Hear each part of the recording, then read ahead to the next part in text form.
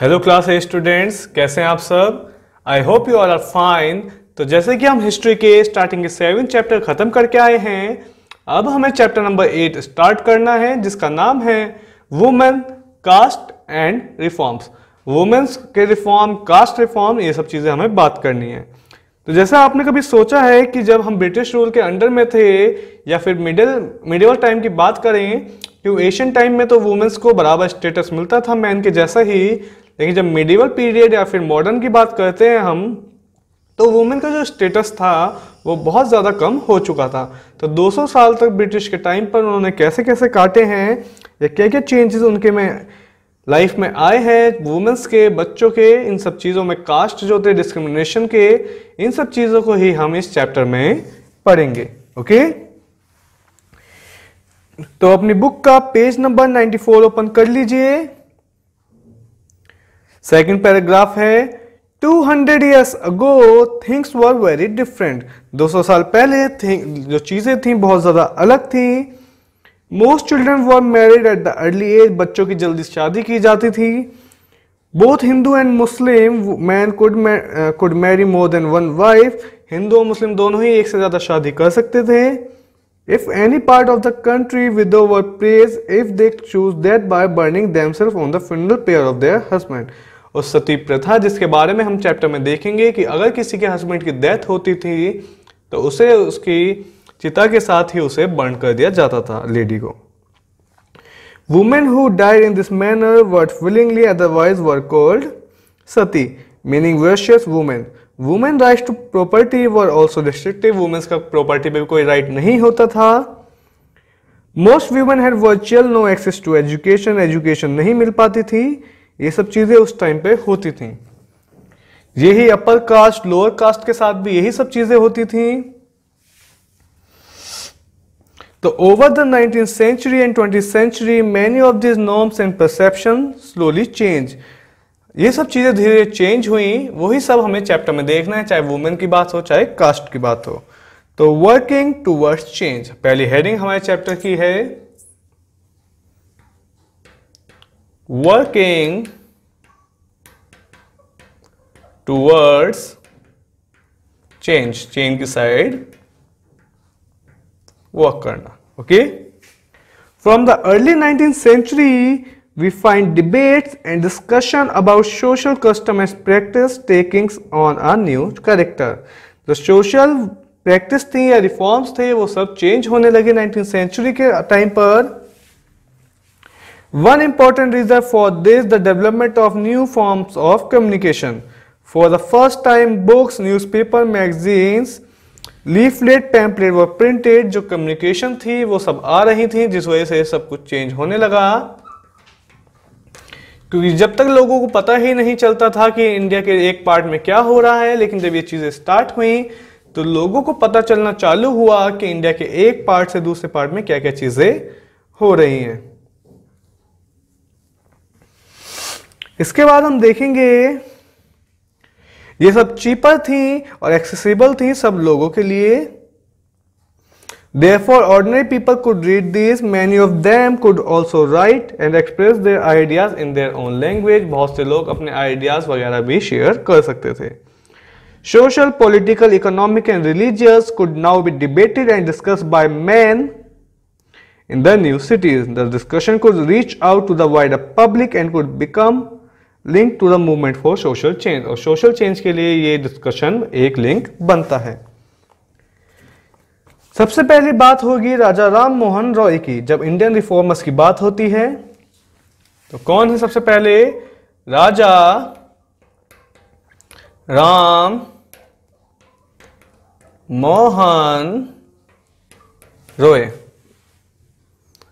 1772 से लेकर 1833 तक। Okay, He founded a reform association called, इन्होंने किसकी स्थापना की थी? ब्रह्मो समाज की इन्होंने स्थापना की थी, या ब्रह्मो समाज की जगह ब्रह्मो सभा भी हम इसे बोलते हैं। ब्रह्मो समाज, ब्रह्मो सभा एक ही बात है।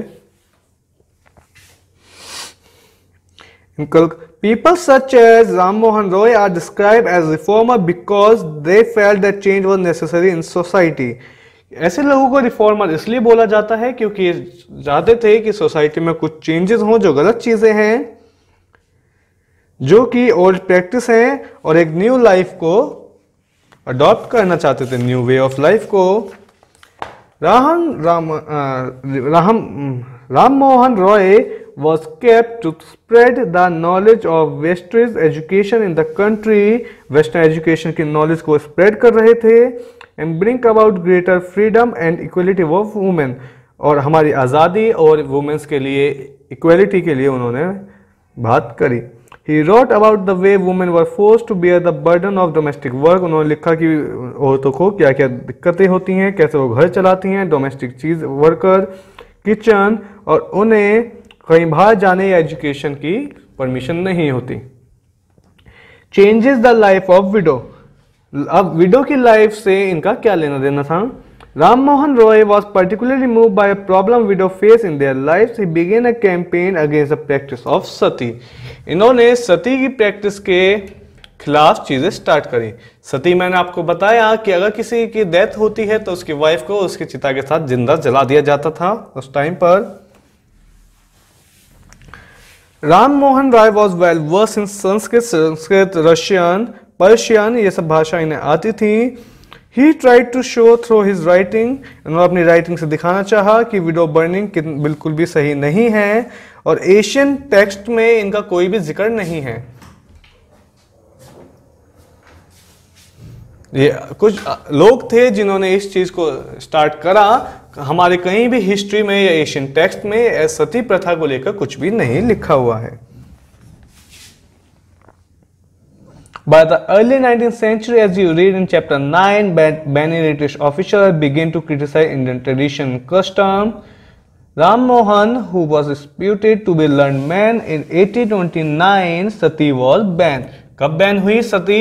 1829 में सती को बैन कर दिया गया इंडिया में। The strategy adopted by Ram Mohan Roy used by later reformer as well. जो स्ट्रेटेजी इन्होंने फॉलो करी वही स्ट्रेटेजी बाद के रिफॉर्मर्स ने भी फॉलो करी थी। They tried to find the verse of sentence in the Asian sacred text that they suggest that the practice, जैसे कि अगर कोई गलत प्रैक्टिस है वो दिखाई जा रही है तो जो एशियन टेक्स्ट थे उनका एग्जाम्पल लेके बताया जाता था कि ये चीजें पहले नहीं होती थी तो ये चीजें अब क्यों हो रही हैं। For instance, one of the most famous reformer ईश्वर चंद विद्यासागर। राजा राम मोहन रॉय के बाद किसका नाम आता है? ईश्वर चंद विद्या सागर का नाम आता है। Use the Asian text to suggest the widow could remarry. उन्होंने किस लिए लड़ाई करी? उन्होंने विडो की रीमैरिज के बारे में बात करी कि अगर किसी के हस्बैंड की डेथ होती है तो दोबारा भी शादी कर सकती है। ओके, कि हमारे एशियन टेक्स्ट में इसके एग्जाम्पल हैं बहुत सारे कि विडो रीमैरिज होती रही है। His suggestion was adopted by British official and the law was passed in 1856 permitting widow remarriage। 1856 में विडो रीमैरिज भी स्टार्ट हो गई थी। 1829 में सती प्रथा बैन हुई थी, विडो रीमैरिज 1856 में स्टार्ट हो गई थी। By the second half of the 19th century, the movement in favor of widow remarriage spread to other part of country। बाकी पार्टों में भी इंडिया के फैलने लगा, ये तेलुगु स्पीकिंग एरियाज में भी फैला। Around the same time, young intellectual and reformer in Bombay pleased themselves to working for the same cause। Swami Dayanand Saraswati, who founded a reformer association called Arya Samaj, also supported remarriage। अब किसका नाम आया यहाँ पर? आया स्वामी दयानंद सरस्वती। इन्होंने भी इसको नॉर्थ इंडिया में बहुत ज्यादा सपोर्ट किया था। इन्होंने कौन सा समाज की स्थापना करी? इन्होंने आर्य समाज की स्थापना की थी। Okay, yet the number of widows who actually remarried remained low। Those who married were not easily accepted in the society। Society में एक्सेप्ट नहीं किया गया जो इन लोगों को एक्सेप्ट किया जा रहा था। इसके बाद नेक्स्ट आता है हमारा girls begin going to school, लड़कियों को स्कूल जाना स्टार्ट करना। Okay, many of the reformer felt that the education for girl was necessary in order to improve the condition of widow womens. Vidyasagar in Calcutta, एक reformer का नाम है, ईश्वरचंद्र विद्यासागर की ही बात हो रही है यहाँ। विद्यासागर जो हैं उन्होंने इस चीज को भी बोला कि स्कूल खुलने चाहिए लड़कियों के लिए।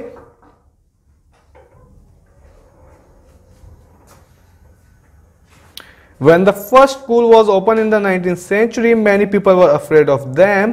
They feared that the school would take girls away from home. उन्हें लगता था कि जो स्कूल्स हैं वो लड़कियों को उनके घर से दूर ले जाएंगे।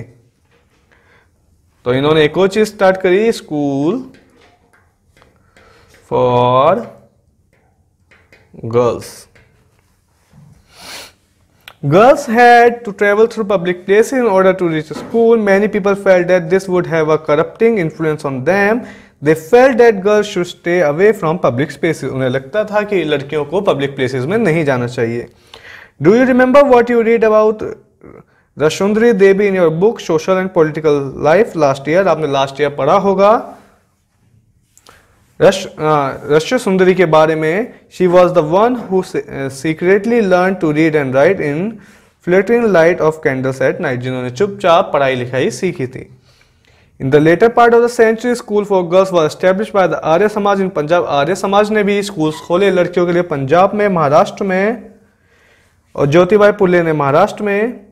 इन aristocratic Muslim household in North India, women learn thought how to teach. Arabic सिखाई जाती है नॉर्मली घरों में, मुस्लिम घरों में। Some reformer such as Mumtaz Ali, एक और रिफॉर्मर का नाम यहाँ आ रहा है मुमताज अली, इन्होंने इंटरप्रेट की कुरान को वुमेन्स को एजुकेशन के लिए। The first Urdu novel begin to return from the 19th century, amongst other than these were mean to encourage women to read about religion. Next heading है हमारी वुमेन राइट अबाउट वुमेन, जब womens ने खुद के लिए लिखना स्टार्ट किया।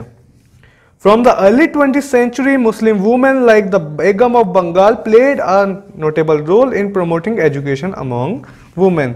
जो बंगाल की बेगम थी, बेगम ऑफ बंगाल, उन्होंने वुमेन्स के लिए लिखना स्टार्ट किया कि वुमेन्स को क्या क्या मिलना चाहिए। बेगम ऑफ भोपाल जो थी उन्होंने वुमेन्स के बारे में लिखना चालू किया, वुमेन्स को क्या क्या चाहिए, कैसे कैसे राइट चाहिए। उन्होंने प्राइमरी स्कूल खोला लड़कियों के लिए। Begum Rukaiya Sakhawat Hussain started school for Muslim girls in Patna and Calcutta. She was fearless critics of conservative ideas. By the 1880s, Indian women began to enter universities, और 1880s तक वुमेन ने यूनिवर्सिटीज में जाना स्टार्ट कर दिया था। Some of them train to be doctor, कुछ train teachers बने, कोई डॉक्टर्स बने। कुछ वुमेन्स ने लिखना स्टार्ट किया, कुछ ने पब्लिश किए अपने आर्टिकल व्यूज न्यूज़पेपर्स में। ताराबाई शिंदे, इसमें ही एक नाम आता है, कौन सा? Tarabai Shinde. A women educated at home at Poona publish a book, इन्होंने एक बुक लिखी थी जिसका नाम क्या था? स्त्री पुरुष तुलना। स्त्री पुरुष की तुलना को स्त्री पुरुष तुलना नाम से इन्होंने बुक लिखी थी, जो कंपैरिजन बताता है मैन ऑफ वुमेन्स में। इसके अलावा Pandita Rama Bhatt, a great scholar of Sanskrit, इन्होंने भी विडो होम खोले पुणे में, जहां पर इनके देयर हस्बैंड रिलेटिव, उनके जो हस्बैंड के रिलेटिव्स थे विडोज में, वो सब वहां रहते थे। Here women were trained so that they can support themselves economically, जहां पर यहाँ विडो के होम्स में, शेल्टर्स में जो लेडीज थी, वुमेन थी, उन्हें सिखाया जाता था चीजें, स्किल्स, जिससे वो अपना गुजारा कर सकें। Needless to say, all these more than alarmed the orthodox. For instance, many Hindu nationalists felt that Hindu women were adopting Western ways and that would corrupt Hindu culture. बहुत से जो ऑर्थोडॉक्स सोसाइटी के लोग थे, उन्होंने सोचा कि ये चीज़ गलत है, वो वेस्टर्न कल्चर्स में जा रही हैं, इससे हिंदू कल्चर खराब होगा। Orthodox Muslim were also worried about the impact of this changes. Orthodox जो मुस्लिम थे वो भी इसके वजह से बहुत ज़्यादा चिंता में थे। As you can see by the end of 19th century women's themselves were actively working for reform. Women's अपने लिए काम करने के लिए बहुत ज़्यादा एक्टिव हो गई थी। In the 12th century, leaders such as Jawaharlal Nehru and Subhash Chandra Bose lent their support to demand for greater equality and freedom for women. 12th century में चाहे हम जवाहरलाल नेहरू की बात करें या सुभाष चंद्र बोस की, इन्होंने भी अपना जो पॉलिटिकल व्यू था वो रखा कि वुमेन्स को इक्वल राइट्स मिलने चाहिए, फ्रीडम मिलनी चाहिए। इस वजह से However, till then they asked women to concrete on an anti-British struggle. Women's के बारे में हमने पढ़ा कि सती प्रथा के बारे में। अब हमारा जो नेक्स्ट टॉपिक है वो है कास्ट एंड सोशल रिफॉर्म। ये तो वुमेन्स से रिलेटेड चीजें थी। अब हम पढ़ेंगे caste and social reform. Okay, some of the social reform we have been discussing also criticize caste inequality. caste inequality को भी criticize करते हैं ये। Ram Mohan Roy translate an old Buddhist text that were critical of caste. The प्रथम समाज adhere to tradition of भक्ति that believe in spiritual equality of all caste. India में बहुत टाइम से, जब मिडिवल इंडिया था या फिर मॉडर्न इंडिया के टाइम पर, कास्ट जो प्रथा थी बहुत ज़्यादा अपने पीक पर पहुंच चुकी थी। लोग कास्ट की वजह से डिस्क्रिमिनेट करते थे एक दूसरे को, और इसी वजह से बहुत सारे रिफॉर्म्स उस टाइम पर आ रहे थे। During the course of the 19th century, Christian missionary began setting up school for tribal groups and lower caste. 18th century में जो क्रिश्चियन मिशनरी थी उन्होंने लोअर कास्ट के लोगों के लिए स्कूल खोलने स्टार्ट कर दिए थे।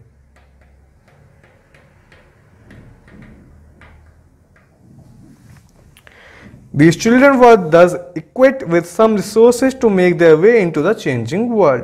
At the same time, the poor began leaving their village to look for job. There was work in the factories that were coming up and jobs in municipal. You have read about an expansion of cities in chapter 6. Chapter 6 में हमने देखा था कि cities कैसे कैसे बढ़ रही थी, कैसे कैसे चेंज हो रही थी। तो जो गांव में लोग रहते थे वो मेनली शहर जाके काम करते थे। कैसे कैसे? कॉटल्स का, डिगर्स का, कैरियर का, ब्रिकलेयर्स का, सीवरेज क्लीनर्स का, स्वीपर का, ये सब काम वो करते थे। ज्यादातर उस काम को जो लोअर कास्ट के लोग होते थे उन्हें दिया जाता था उस टाइम पर। There is a new demand for labour. Some also went to work in plantation in Assam. Plantation में भी काम किया उन्होंने, न्यू लोकेशन में भी काम किया। पर poor the people from low caste so this an opportunity to get away from the preserve hold. That means जो अपॉर्चुनिटी थी अच्छा काम करने की वो ज्यादातर अपर कास्ट के लोग ले रहे थे, वो इन्हें नहीं मिल पा रही थी। There were other jobs too, कुछ और काम भी थे वहां पर। The army for instance offer opportunity, जैसे महार लोगों के लिए एक रेजिमेंट बनाई गई, Mahar regiment. The father of B R Ambedkar the leader as Dalit movement. और बी आर अम्बेडकर को लीडर माना जाता है क्या? दलित मूवमेंट का। Thought at army school, army school में ही बी आर अम्बेडकर के जो फादर थे वो पढ़ाते थे। Demand for equality and justice. अब डिमांड क्या क्या थी इक्वेलिटी और जस्टिस की, वो हम देखेंगे। Gradually by the second half of the 19th century, people run from within the non-Brahmin caste began organize this movement against caste discrimination. जो नॉन ब्राह्मण लोग थे उन्होंने कास्ट डिस्क्रिमिनेशन के अगेंस्ट में रैली निकालनी चालू करी, मूवमेंट स्टार्ट हुए। The Satnami movement was India founded by Ghasidas. एक नाम आ रहा है यहाँ, घासीदास, जिन्होंने एक मूवमेंट स्टार्ट करा था। क्या मूवमेंट था वो? Satnami movement. Okay. Haridas Thakur Mathua said worked among Chandalas cultivators. All these sects were founded by leaders who came from non-Brahmin caste. जितने भी हम यहाँ पर देखेंगे जो ऑर्गेनाइजेशन, जो अलग अलग तरह के मार्च चल रहे थे, जो मूवमेंट चल रहे थे, उन सब के जो लीडर्स थे वो नॉन ब्राह्मण लीडर्स थे। कोई भी ब्राह्मण उस टाइम पर इस काम में नहीं आ रहा था। They try to create a sense of self esteem among subordinate caste. इसके बाद नेक्स्ट वर्ड जो आता है हमारा, वो वर्ड है Gulamgiri. One of the most vocal amongst the lower caste leaders was Jyotirao Phule. यहां एक नाम आएगा, क्या नाम है उनका? ज्योति राव फुले, जो खुद भी लोअर कास्ट से बिलोंग करते थे। वो 1827 में बॉर्न हुए। उन्होंने क्रिश्चियन स्कूल्स में पढ़ाई करी। On growing up he develop his on idea. उन्होंने खुद के आइडियाज खोजे कि कास्ट सोसाइटी को कैसे हटाया जाए। He set out to attack the Brahmins, claimed that they were superior to others. As the Aryans established their dominance, they began working to defeat population as inferior, as low caste people. According to Pule, the upper caste had no right to land and power. In reality, the land belongs to the indigenous people, the so-called low caste. कि जिस जमीन पर वो उनका राज है वो उनकी नहीं है, वो लो कास्ट लोगों को बिलोंग करती है। Pule claimed that Aryan ruled there exists a golden age where warrior peasants titled the land and ruled the Maratha countryward in such an fair way. जो आर्यंस आए थे, जब उनका रूल था तो कास्ट सिस्टम इतना नहीं था। लोगों की योग्यता, मतलब लोगों की कैपेबिलिटी के अकॉर्डिंग उन्हें कास्ट दी जाती थी। अगर कोई इंसान को पूजा पाठ आता है तो उसे ब्राह्मण बनाया जाता था, ना कि कोई इंसान अगर ब्राह्मण का बेटा है, पंडित का बेटा है, तो वो पंडित ही बनेगा। ऐसा उस टाइम पे नहीं था। इन 1873 पुले रोट अ बुक नेम गुलामगिरी। एक बुक लिखी गई गुलामगिरी की, जो कि स्लेवरी को बताती थी। As this example shows, Phule extended his criticism of the caste system. जैसे उसने गुलामगिरी लिखी तो कास्ट सिस्टम को मेन तरीके से क्रिटिसाइज कर रहे थे। The movement for caste reform was continued in 12th century by other great leaders, Dr. B.R. Ambedkar and E.V. Ramaswamy Naicker in the Swat. Okay, who could enter temple? उस time पर एक बहुत बड़ी चीज थी ये कि टेम्पल्स में who could, टेम्पल में कौन कौन घुस सकता है।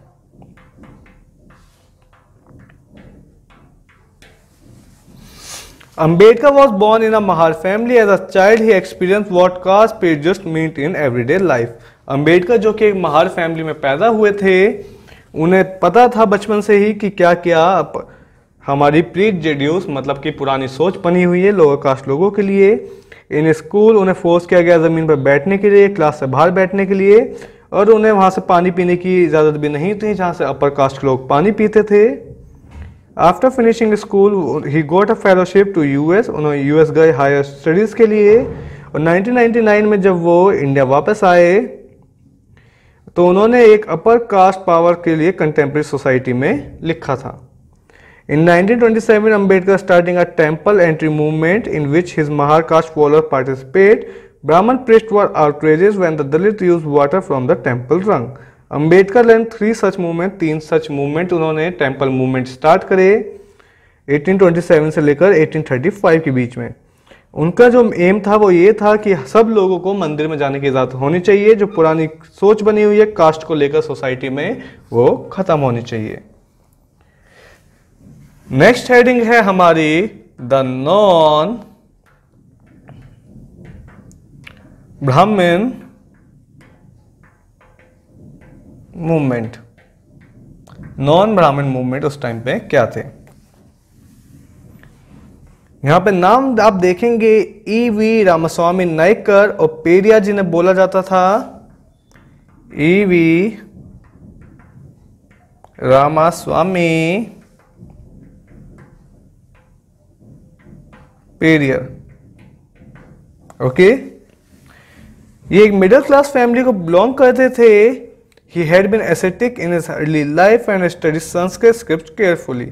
Later he became a member of Congress. पहले ascetic थे लेकिन बाद में कांग्रेस के मेंबर बने, only to leave it in disgust when he found that at feast leave, it is discussed when he found that at a feast organized by the nationalist sitting arrangement followed caste distinction. और उन्होंने कांग्रेस छोड़ दी जब उन्होंने देखा कि cast Congress में जो उनका सिटिंग अरेंजमेंट था वो भी कास्ट के हिसाब से था, तो इस वजह से उन्होंने वो भी छोड़ दिया. The lower caste were made to sit at a distance from the upper caste, convinced the untouchables had to fight for their dignity. Periyar ने सेल्फ रिस्पेक्ट मूवमेंट स्टार्ट करा. अनटचेबल को उन्होंने आर्ग्यू किया कि ट्रू अपहोल्डर हैं, original Tamils हैं, Dravidian हैं, जो कि सब्जुगेट हैं ब्राह्मण्स के तौर पर, मगर ब्राह्मण उन्हें पहले से ही अलग करते हैं, डिस्क्रिमिनेट करके रखते हैं. Untouchable had to free themselves therefore from all religions. Periyar was an outspoken critic of Hindu scriptures, especially the Code of Manu. Bhagavad Gita और रामायण के भी इन्होंने आउटस्पोकन क्रिटिक्स करे हैं. He said that this text had been used to establish the authority of Brahman over lower caste and the domination of men over women. कि ये जो text है रामायण महाभारत, ये आदमियों को तो से ऊपर दिखाते हैं, ये उनका बोलना था. But Orthodox Hindu society also reached by founding Sanatan Dharma. जो ऑर्थोडॉक्स हिंदू सोसाइटी थी उन्होंने भी सनातन धर्म की स्थापना करी और भारत धर्म महामंडल भी खोला. The object of this association was to uphold caste distinction as comments of Hinduism, show how this was sanctified by spirits. इस चीज पे डिबेट होती रही बहुत सालों तक. कुछ और ऑर्गेनाइजेशन रिफॉर्म्स हुए थे जो आपको गिवन है इस बुक में, वो आप सबको अपने होमवर्क में करने हैं. ये सब आप एक बार रीड करेंगे कि और कौन कौन से मिशन उस टाइम पे चल रहे थे. और इसी के साथ हमारे चैप्टर की थ्योरी यहाँ खत्म होती है. अब हमें चैप्टर की एक्सरसाइज करनी है, तब तक आप एक बार इसे रिवाइज कर लीजिए. तो चलिए अब इस चैप्टर की हम एक्सरसाइज स्टार्ट करते हैं. पहले एक्सरसाइज, हमें रिफॉर्मर्स के नाम गिवन है, हमें बताना है कि उन्होंने कौन कौन सी एक्टिविटीज को सपोर्ट किया. सबसे पहले है राम मोहन रॉय. तो इनका सबसे इंपॉर्टेंट कहाँ था? इनका था बैन ऑफ सती में. सेकंड है हमारे पास दयानंद सरस्वती. तो इन्होंने विडो रीमैरिज के लिए लड़ाई लड़ी थी.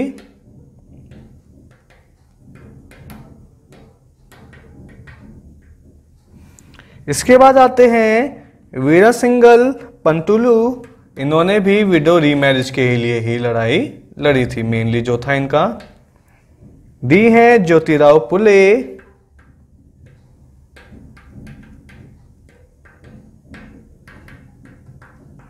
इनका मेन था इक्वेलिटी.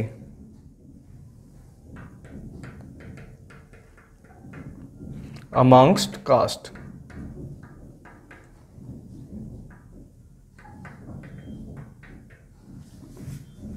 इसके अलावा ई है हमारा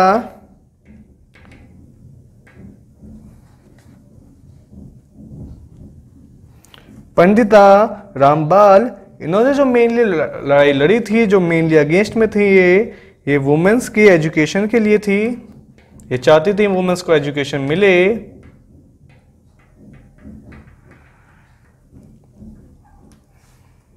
पेरियर अनटचेबिलिटी के लिए, अभी पढ़ के आए हम 2 मिनट पहले ही. और पेरियर के बाद आते हैं हमारे मुमताज अली.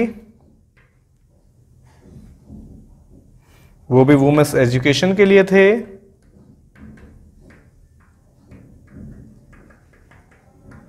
और लास्ट में आते हैं ईश्वर चंद्र विद्यासागर, जो कि विडो रीमैरिज के लिए थे. GH window remarriage. ओके, ये आप नोट डाउन करिएगा. इसके बाद हमारी जो नेक्स्ट एक्सरसाइज है वो है ट्रू एंड फॉल्स. पहली statement, when the British captured Bengal, they framed many new laws to regulate the rules regarding marriage, adoption, inheritance of property. जब ब्रिटिशर्स ने बंगाल को रूल करा तो उन्होंने बहुत सारी चीजें चेंज कर दी थी. क्या ये स्टेटमेंट सही है? ये स्टेटमेंट बिल्कुल ट्रू है. Second, social reform had to discuss the ancient text in order to argue for reform in social practice, social reform को डिस्कस करना चाहिए, बिल्कुल गलत है क्योंकि सोशल रिफॉर्म के लिए जो हमारे एशियन टेक्स्ट थे वही हेल्प कर रहे थे। Third is reform got full support from all section of the people, बिल्कुल गलत है, सब सेक्शन से लोग इसके सपोर्ट में नहीं आए। And last is child marriage act was pass in 1829, ये भी फॉल्स है, 1928 में हुआ था। तो 2 एक्सरसाइज हमने यहाँ पे करी हैं। जो नेक्स्ट एक्सरसाइज है वो आपके लिए होमवर्क में है, आंसर इन ब्रीफ। इसके आंसर आपको चैप्टर में सीधे मिल जाएंगे। तो अब हम मिलेंगे नेक्स्ट चैप्टर के साथ, तब तक के लिए बाय बाय, टेक केयर।